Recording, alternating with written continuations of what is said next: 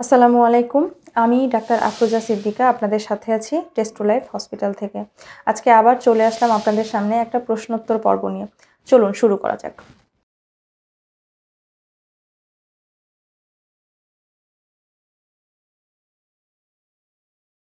একজন লিখেছেন, ম্যাম আমার বর্তমান বয়স 18 বছর, 2020 সালে আমার বিয়ে হয়েছে, মানে 15 বছর বয়সে। আমার হাজব্যান্ডের বর্তমান বয়স 26-27। 3 বছরের মধ্যে আমি কখনো কোনো পদ্ধতি বা ঔষধ এবং ইনজেকশন নেইনি। এর মধ্যে দুবার কনসিভ হয়েছে, 3 মাস পরেই নষ্ট হয়ে গেছে। এরকম 2 বছরে দুটো নষ্ট হয়ে গেছে। অনেক ডাক্তার দেখালাম, কোনো সমস্যা নেই। তৃতীয়বারের মতো আবার কনসিভ হয়েছে। আমার করণীয় কী?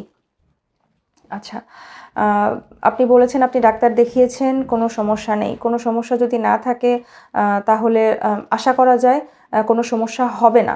তার কারণ অনেক সময় দেখা যায় যে আমাদের যে বাচ্চা নষ্ট হয়ে যাওয়া বা অ্যাবর্শনের সেরকম কোনো কারণ খুঁজে পাওয়া যায় না।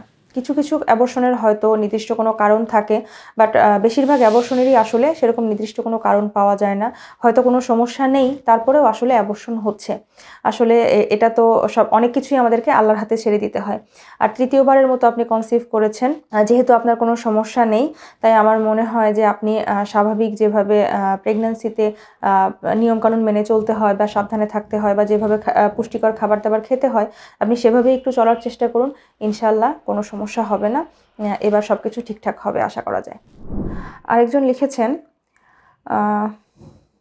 আমি 7 মান্থ প্রেগন্যান্ট। এই অবস্থায় আমি কি দূরে বাস জার্নি করতে পারবো অ্যান্ড স্বামী সহবাস করতে পারবো? কোনো প্রবলেম হবে কি? আচ্ছা,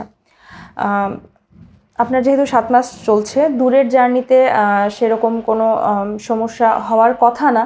তারপরেও আসলে কখন কি হয় এটা তো বলা যায় না। তবে প্রেগন্যান্সিতে আমরা যে কোনো ধরনের দূরের জার্নি বা ঝুঁকিপূর্ণ জার্নি আসলে অ্যাভয়েড করতে বলি। সেক্ষেত্রে যদি আপনার কোনো ইমার্জেন্সি কারণ হয় তাহলে আপনি যেতে পারেন। তবে আমি বলব যদি সেরকম কোনো ইমার্জেন্সি কারণ না থাকে তাহলে এরকম জার্নি অ্যাভয়েড করাই ভালো।